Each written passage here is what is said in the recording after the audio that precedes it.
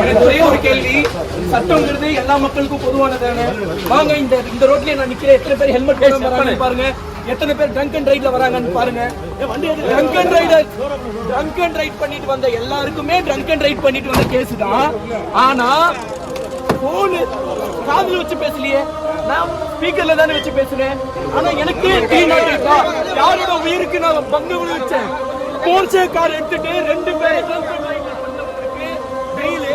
எனக்கு, நான் நீதித்துறையை தான் நம்பி இருக்கேன். இப்ப நீதிபதியை தான் பார்க்க போறேன். எனக்கான நீதி எனக்கு கிடைக்கணும். அப்ப எதுக்கு வளரணும்? ஒரு சின்ன 23 வயசு பையன் எந்த ஒரு பாக்கியம் இல்லாம